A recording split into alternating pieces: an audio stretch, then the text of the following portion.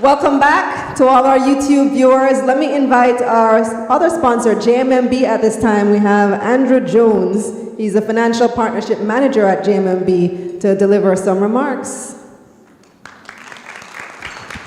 Good evening, everyone. Thank you. And we want to say congratulations to Kalilah on your book. The first of many, I'm sure. We'll see. But at JMMB, we thank you for this opportunity just to share with you, and I will have a few minutes, so I'll make it quick. And what we will say, first and foremost, is that JMMB, we have your interest at heart, right? So at JMMB, we offer everything financial. We have banking, and one thing we're very, very proud of, we are the very best when it comes to bank rates, right? Nobody can test us, nobody can match us. We're the only bank that will offer you up to 5% on bank products, right? So if you really want money on a savings account, come talk to us. Now outside a savings account, let's say you have a savings account, maybe it's not giving you so much, but you want to hold on to that one. We offer investment products. We offer you stocks, we offer you bonds, and we have the most clients with as a stockbroker in Jamaica. And that's testament to what we do and how we do it, right? So we have the most clients easily, and it's so easy to start. You don't even have to come in. We have made it so easy that you can go online and you can manage your accounts online, and you never even have to come in and see us, unless you want to, of course. We love people. So please come and see us sometime. Now, whatever is your interest, whatever you want to talk about, we want to ensure that not only do we throw products at you, but we want to offer you a financial plan. So if you want to know and make a way or fix up your financial plan, come in and talk to us, and we'll be more than happy to give you free financial advice. We don't charge you for this. We just want you to come in, get settled with a rep, and that rep will be yours for the rest of your life or until they move on. And if they do, we give you somebody else who's just as capable and just as knowledgeable. So what does JMMB offer? Expertise, knowledge, and the most friendly atmosphere you'll find anywhere. Because at JMMB, you're not just a client, you're a part of our family. So please come and talk to us. If you don't have a JMMB account, or even if you do, come and talk to us. We have a booth right outside, and we're just waiting to have a little conversation with you, so we'll look out for you later. All right? Have a good time, everyone. Thank you. They picked the right person to come talk, didn't they? When he said we love people, I believe him 100%. I love people too, most of the time. All right, so let me tell you a little bit about myself, because you guys, you probably see me online all the time, and you say, oh, I know her. You feel like you know me, don't you? Some of you probably know me in real life. How many of you knew that I'm actually from Belize? About half the room. The other half is surprised. Oh, she's not Jamaican? No, I actually moved here in 2008. So I grew up in this tiny little country called Belize in Central America. Belizean in the house? I heard one woo. Woo! Oh, you've been there and it's beautiful, wonderful. So I grew up in Belmopan, which is the capital of Belize, tiny little country in Central America. Although when I say tiny, tiny is relative because we're actually bigger than Jamaica. Land-wise, twice the size, 8,866 square miles. Thank you very much. But our population is very small. We only have 400,000 people. And when I was growing up, it was even less than that, about 250,000. And in my small town, which is the capital of Belize, we had about 10,000 people. So pretty small. But I had a great upbringing. Two-parent family. My mom was a teacher. My dad worked for the government in the public service until eventually he opened his own small construction firm. I have one brother. We grew up, and we had a great time. As kids, we had a pretty decent childhood. We weren't wealthy, but we weren't poor either. So we just grew up nice, middle class, regular values, regular people, had friends on the street, ride our bicycles up and down the road, fly kites during this time of year, and we had a good time as children. And my parents raised me with very, I would say, middle class values. What must you do to be successful in life? You must work hard, and you must save. So these were the rules, right? You study hard. My dad's favorite phrase was, study your book. Dad, can I go to study your book? If I'm there watching TV, why are you not studying your book? If I sing a song, what do you say? I hope you know the song the way how you know the book, right? We all grew up with the same parents, didn't we? So, study hard in school. You must work hard. You get a good job. You save your money. And you buy a house. And that was the key to success, according to my parents. Not so much that they ever sat me down and told me these specific words, but that was the formula that I saw. And that is what many of us throughout our lives have aspired to. And so I followed the formula to a T. I studied very, very hard. I got a scholarship to study in the United States at Fordham University in New York, my dream school. And I studied communication studies, and I got my degree in journalism. And I went back home and I became a journalist, and I was all excited to do all of the things that I had mapped out for my wonderful and fabulous life. And it was going according to plan because I studied very hard, and then I went home and I got a job, and I worked hard, and I tried to save. But the savings part, boy, that part wasn't so easy. How many of you struggle with saving? And why is that? Because every time you feel like you make a little progress and you save up a little money, boom, here comes car needs new tires. And then you make a little progress again and you save up a little something, and then boom, school fees due. And then you save up a little money again, and my son loves to kick rocks with his school shoes and bust up the school shoes. And then boom, you need new school shoes again. Every minute, it's something. Somebody gets ill, something happens with your car, you need to find a new place to live, now you need security deposit again. Things always happen that make it difficult. And on top of that, I was a single mom at a very young age. And you know how picnic expensive?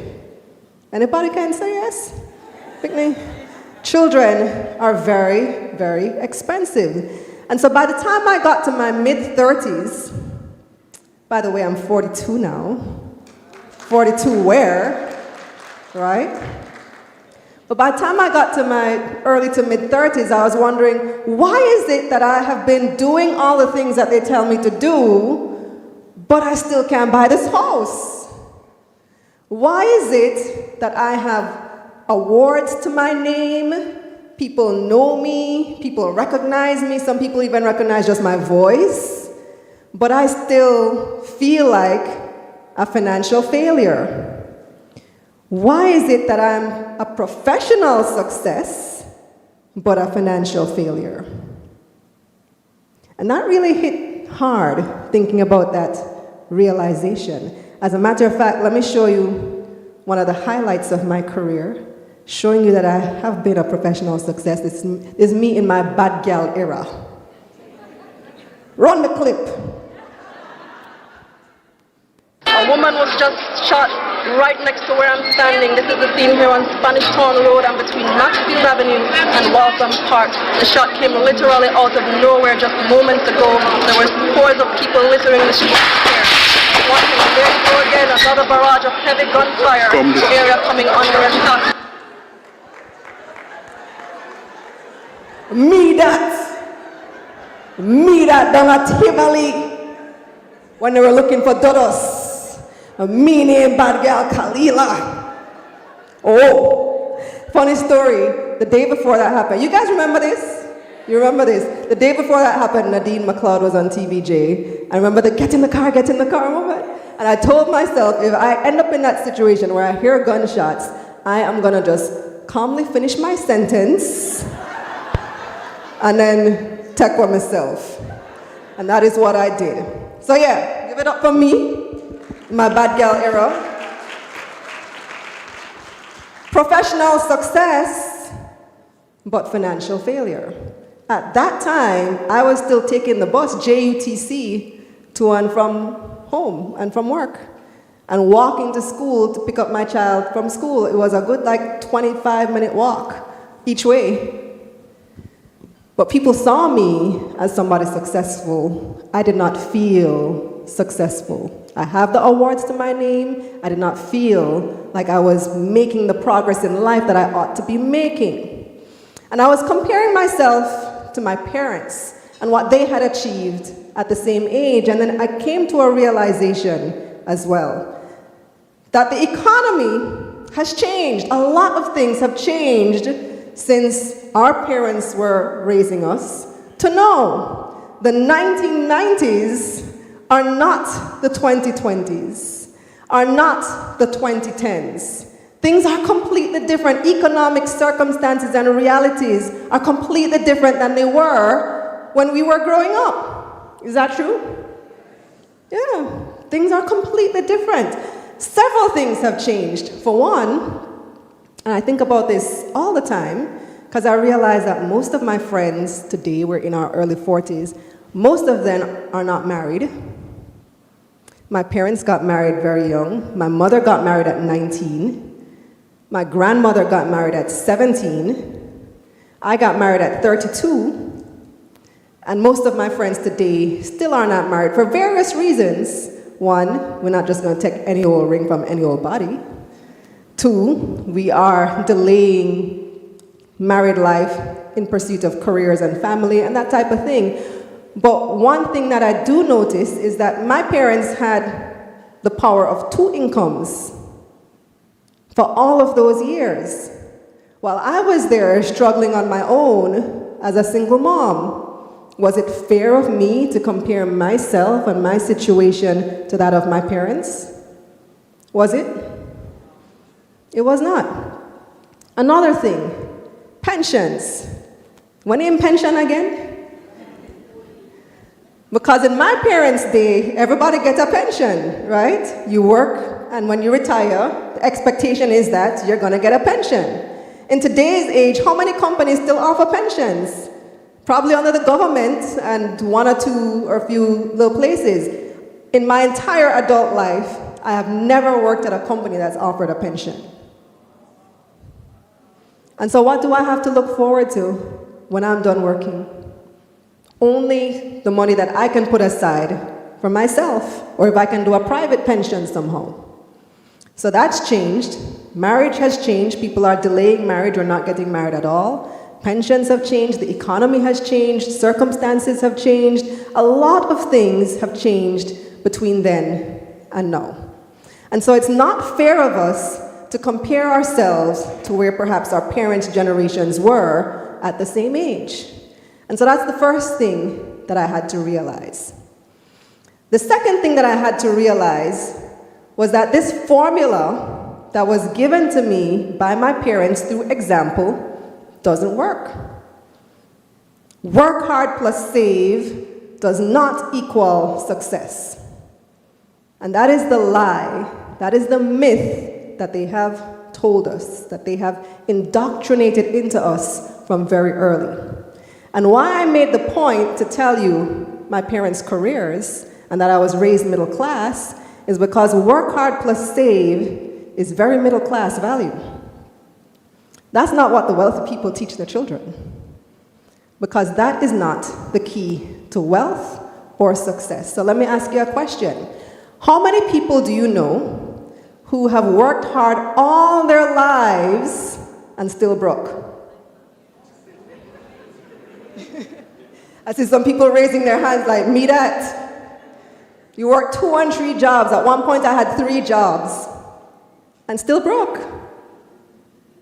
How many people do you know who are very, very frugal, who penny pinch and save and still broke?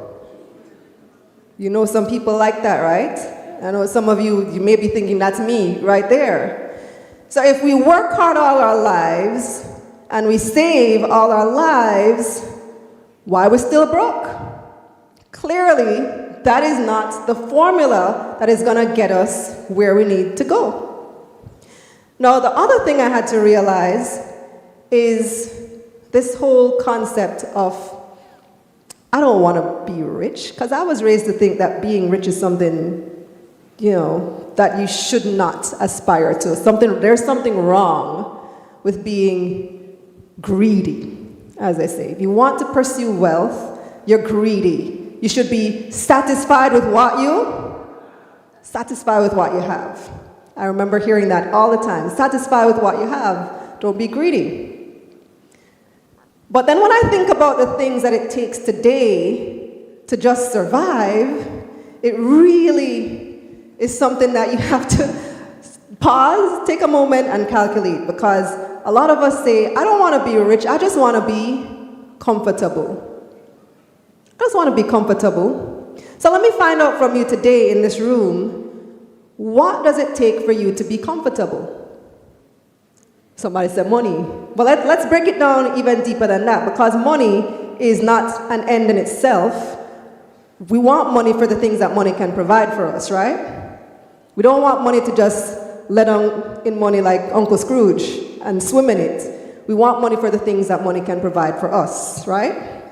So what does it take to be comfortable in today's environment? Actually, before I even quantify that, let's take some numbers.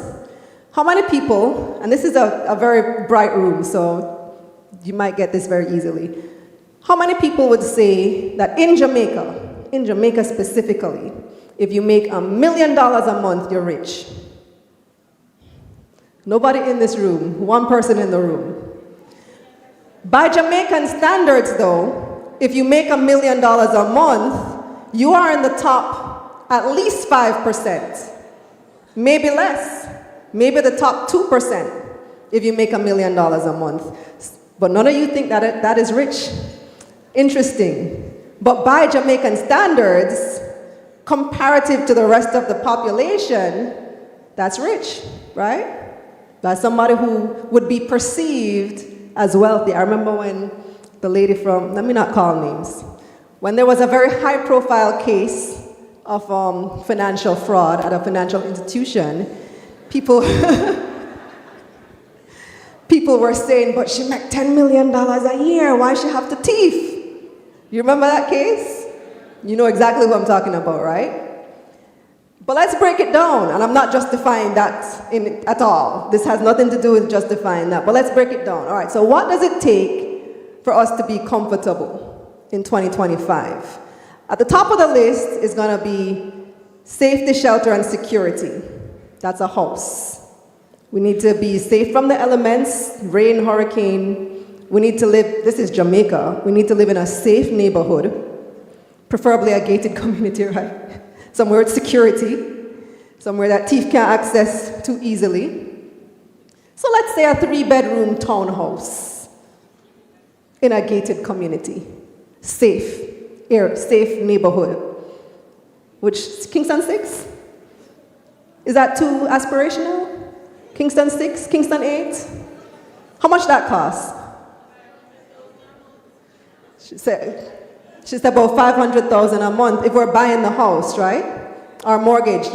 You skip some steps because I was going to ask you how much the house costs, about $60 million minimum, and then how much is the mortgage on a $60 million house? It's about $500,000 a month.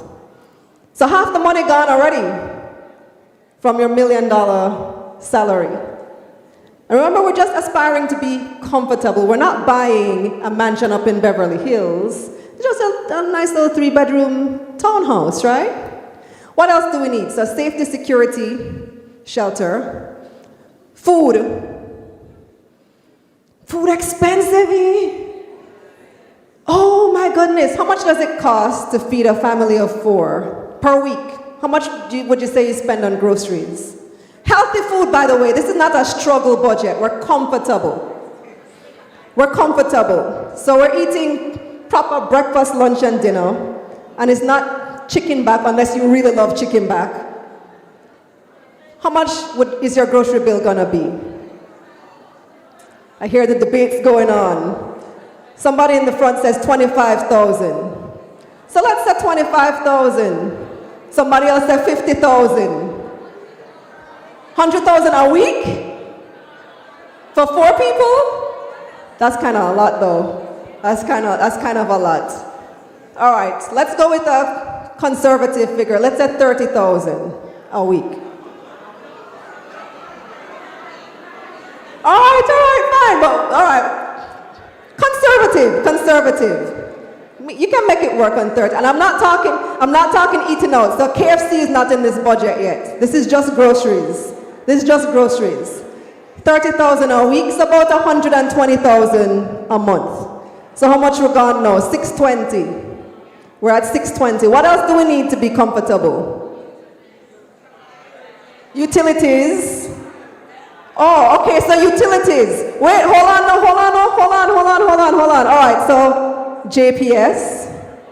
Remember we want to be comfortable. Jamaica hot. So we need AC. Because we want to be comfortable. How much is that light bill going to be? Just in the 3 bedrooms. We don't need it in the living room and kitchen. Just the 3 bedrooms. How much is your light bill gonna be? At least 50,000 a month. Speaking from experience. Mine was about 65. But I also have a Kingston 6 address, so the bills are different in Kingston 6. So let's say 50,000. So how much we got? Oh, that's just light, plus water, plus internet, plus phone. Call it an even 100 grand on your utilities, subscriptions, your Netflix. Okay. Call it an even 100 grand. So now we're gone 720 out of the million. What else do we need to be comfortable? We need a car. A decent car that can get us, it don't have to be a X6, but it needs to be a nice car. It can be even a 2-3-year-old car that has, a good brand, good quality. How much does that cost? 70,000 a month on your car payment, plus gas, another 20 grand on gas, plus insurance, plus fitness, maintenance, servicing. So let's call it another 100 grand on the car. So how much we're gone now? We're at 820. What else do we need to be comfortable? What's that? Housekeeping. Oh yeah, we need a helper. Duh. You want to be comfortable. How much is a day's work now? About 7,000?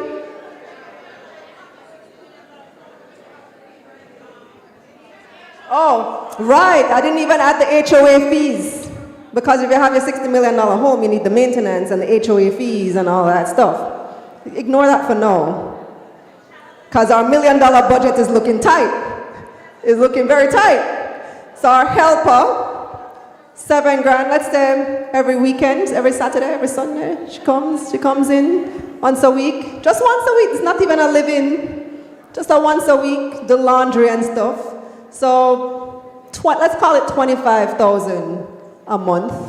So now we're at, somebody said childcare, Jesus Christ, I don't think we have money left. All right, so now we're at how much that? 845. We haven't paid our children's school fees yet.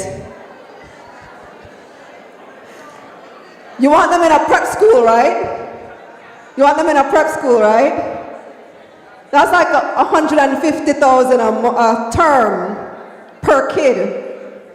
And we have 2 kids. So if we take that per month, that's like 50,000 a month per kid. So 100,000 a month per kid. So now we're at 945 out of the million. And guess what? We haven't even done our hair yet. We haven't done our nails. We haven't done any maintenance. We haven't gone on vacation yet. We haven't had any fun yet. We haven't even bought a KFC yet. And the $1 million done. And so clearly, in order to be comfortable, we have to be rich. You have to be wealthy.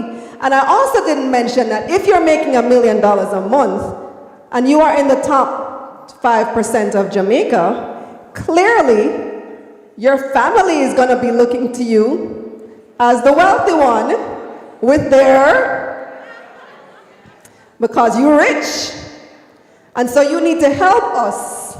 You need to help your cousin go to university. And you need to help your auntie who is sick with her medical bills because you are the wealthy one. We haven't even factored in tithing yet. We haven't factored in giving. We haven't factored taxes because the government will come for their share. We haven't even factored many things in yet. Maintenance. So to be comfortable, we obviously, insurance, health insurance, life insurance, emergency fund.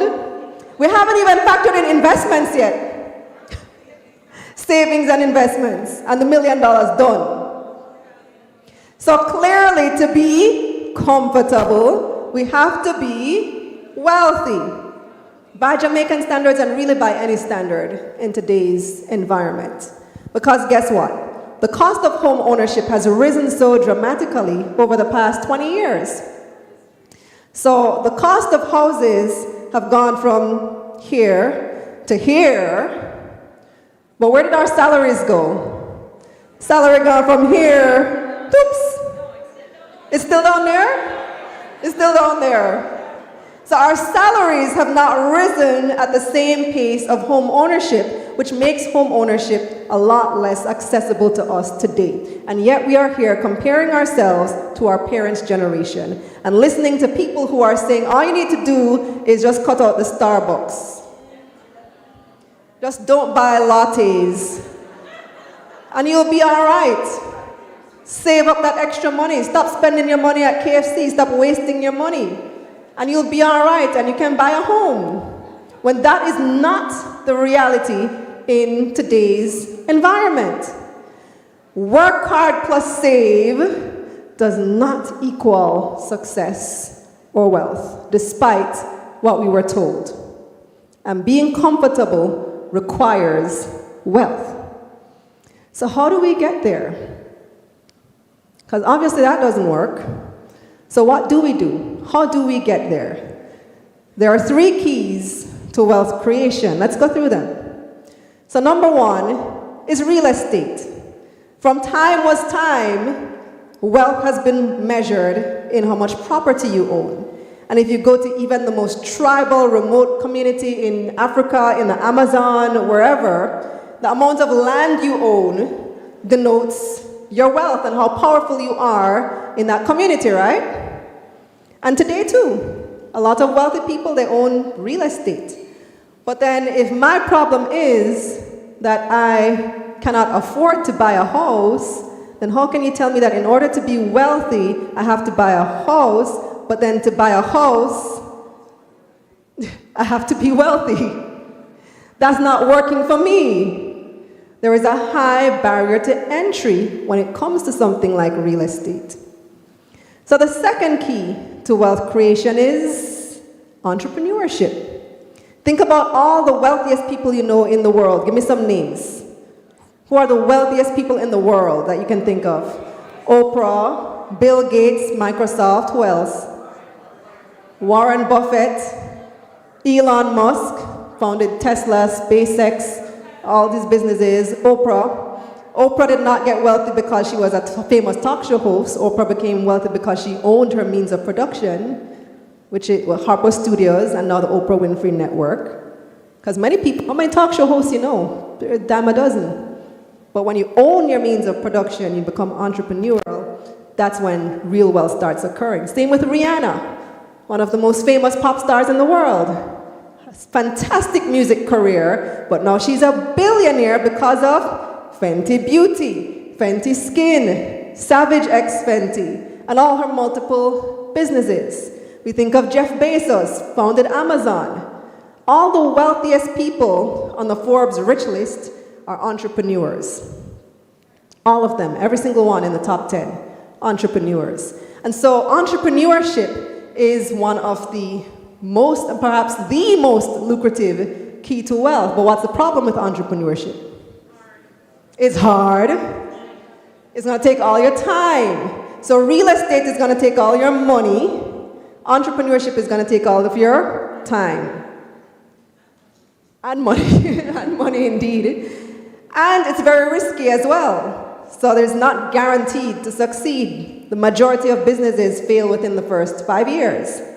So you may put in all this work and still see no return. You may put in all this work and it may take 10 years, 20 years before you finally see a return. For the first, I don't even remember how many years of Amazon, it was unprofitable. Famously so. Unless you have a rich auntie or a rich investor willing to invest that money in your business, you might be putting in all this effort for nothing. But if you hit big, it definitely is one of the keys to wealth. All right, so real estate takes all your money. Entrepreneurship takes all your time. What is the third key? The third key is investing. Stock market investing, more specifically.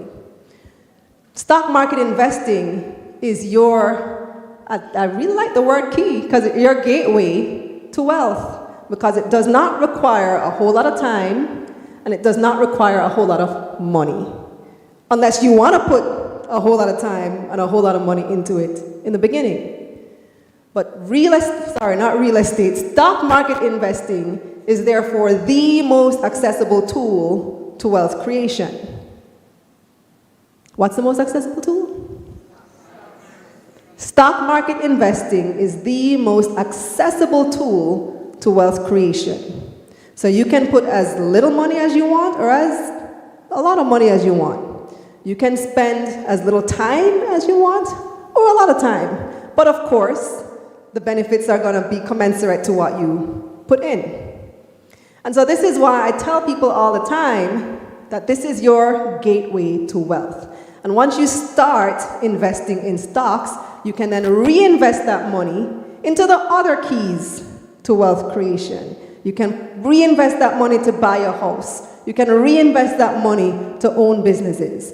And for those of you who are wondering, well, I've heard about this stocks thing, and I'm here tonight because I want to learn more. What are stocks? Stocks are simply your share of ownership in a company.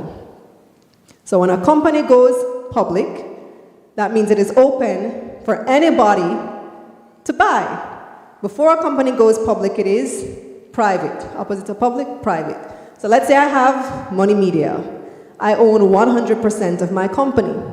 If you want to invest in my company, you have to approach me and say, Kalilah, can I buy a stake in your company? And if I agree, I can sell you a share of Money Media. And now we become partners. If I am listed on the stock market, however, hundreds, thousands, potentially millions of people can become owners in my company without having to know me personally. You just go online and you buy shares in the company. How do you make money from stock market investing? There are two ways. I know these are smart people in the room, so some of you already know. One, you get dividends, which is your share of a company's profits. When a company makes a profit, they sometimes, not all the time, share out that profit to their shareholders. That is called dividends. And then the second way you make money from the stock market is price appreciation, when the price of the stock goes up. So if you buy the stock for $1 and tomorrow it's worth $2, you made 100% profit, you doubled your money. I'm not saying that's going to happen. It doesn't happen often, but it can happen. And we have seen over time where companies grow. And this is the other problem that people have when they start investing. They want to make quick money. People want to make quick money. And it's so funny. I was on a podcast recently, and the host asked me, what is something that I want people to know about investing? And I said, listen, companies grow over time, not overnight. And so don't get in it for the quick money. Because when you think about a company like Fontana, it is only 10, 12 years ago that Fontana opened in Barbican.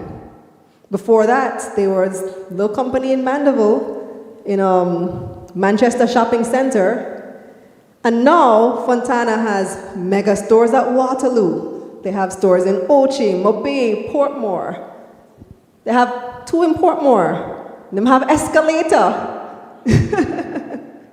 And when you think about Fontana 10 years ago, that was not the case. And now they are one of the most rapidly growing companies. And I said, my friend Julian is here. Julian named them as one of his companies to watch for 2025. On my show, Taking Stock, watch Taking Stock at youtube.com/Kalilah Ray.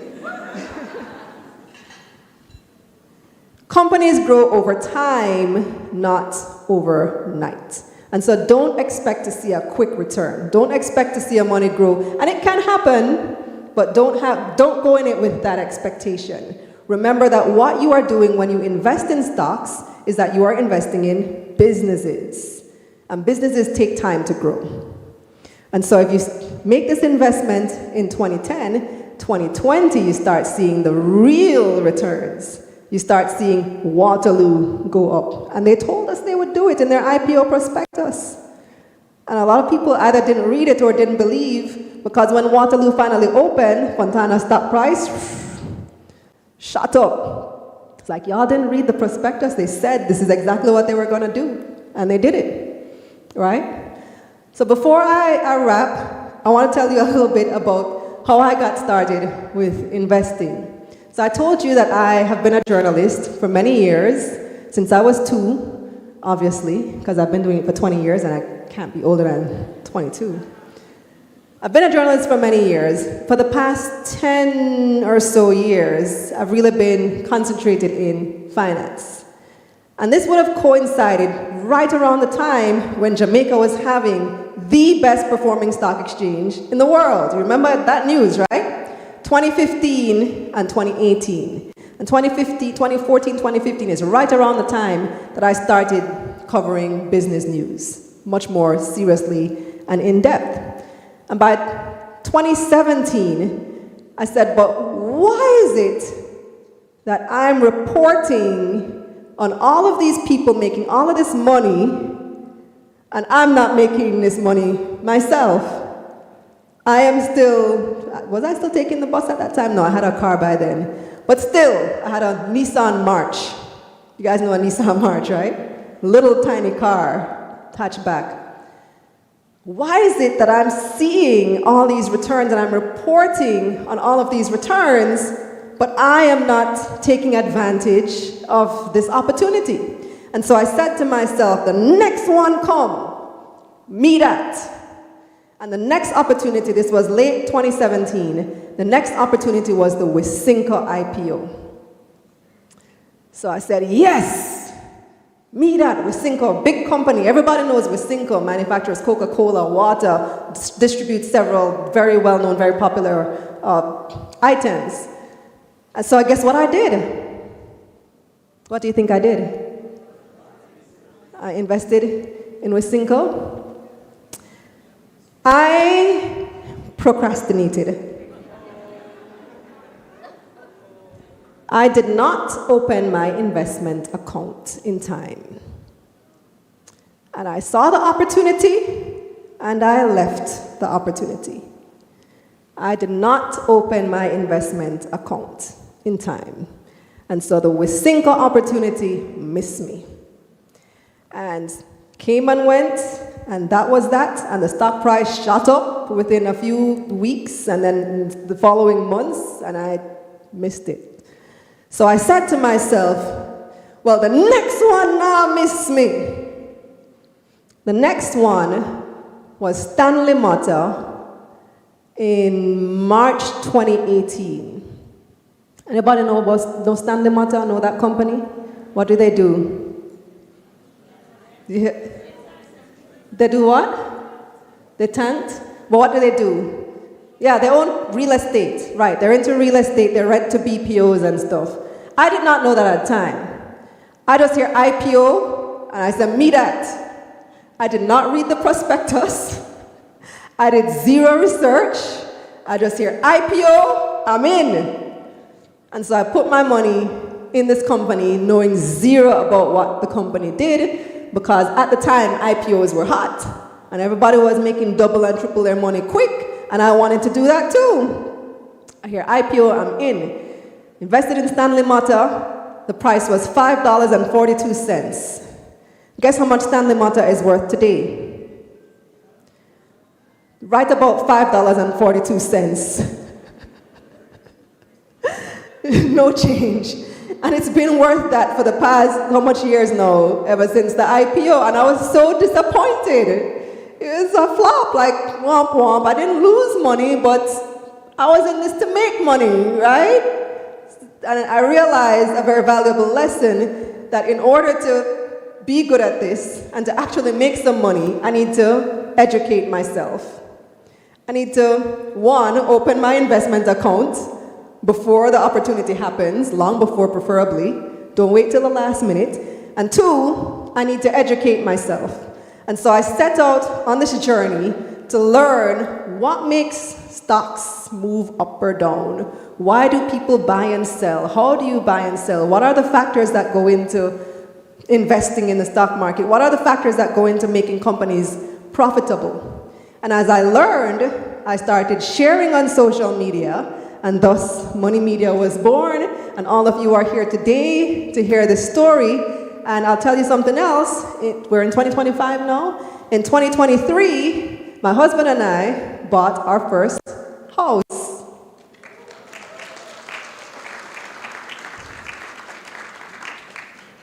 Using the proceeds of our investments.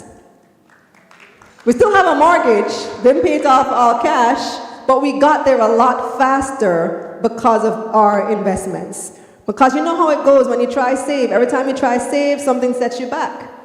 Every time you reach the amount, the house raised, the price raised, right? Because you think about it, you want to buy a $30 million house, you need a $3 million deposit. By the time you save up the $3 million, the house costs $40 million. Now you need a $4 million deposit. By the time you save up the extra million, the house price gone up again. And so what we need to do, rather than simply adding to our money by saving piece, plus, $100 plus $100 plus $100 plus $100, we need to start multiplying our money. And we do that through investments. We do that through ownership, because that's what the three keys have in common. We spoke about real estate, we spoke about entrepreneurship, we spoke about stock market investing. All three have in common, what they have in common is ownership. And so the real equation to wealth, the real wealth equation is not work hard plus save equals wealth. The real wealth equation is work hard plus save times ownership equals wealth. Now let me hear you say it. What's the wealth equation? Work hard plus save times ownership. So we still have to work hard and save because we still need the capital to put into the ownership, right? We still have to get the money from somewhere, but we can't leave it just at that. We then have to take that money that we worked hard for and saved and then invest it. We need to become owners. And that is the true key to wealth creation. And with that, I want to invite you. I'm feeling emotional. I want to invite you to take the next steps towards your own journey to wealth. What are the two things that I said you need to do? You need to educate yourself, and you need to open your investment account. And so for the education portion, I got you with that. I want to invite you to join Money Mission. I have a course called Investing for Beginners. And tonight only, I'm offering a 33% discount on Investing for Beginners. 33% off. Offer expires at midnight. Go to moneymissionja.com and start educating yourself today. Don't make the mistakes I made trying to jump in on these investments without having a clue what it is you're doing. Step one, educate yourself. And I told you earlier about the workbook as well. So the Money Mission workbook is going to be available by Friday on Amazon.com. I have a few copies here in the room About 40 copies are available for sale tonight. You can check outside when we're finished here. But educate yourself, that's step one. And then step two is to open your investment account. And we have two partners here that can help you to do that. We have JMMB right outside at the booth that can facilitate you opening your investment account right now. And we have HFN who can facilitate you opening your account to invest in the US markets. Because a lot of us want in on the Teslas and the Amazons and all those sexy stocks, Nvidia. Never forget Julian told me about that years ago. So open your investment account and educate yourself. And with that, I want to encourage you to visit the sponsors outside, get it done, and of course go to moneymissionja.com and take Investing for Beginners.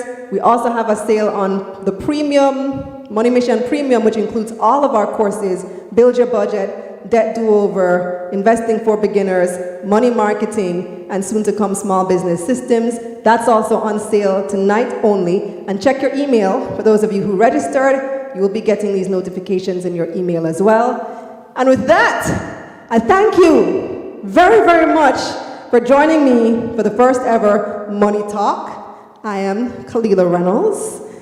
And of course, let's get this money.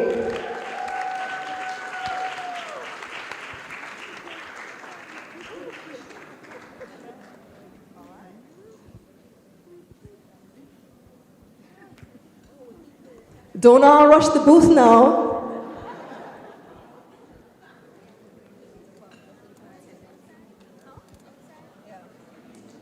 So JMMB's booth is outside.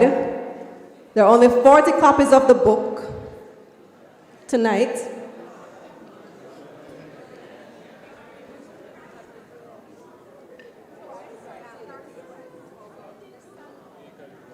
Nice to meet you. I'm Sonny.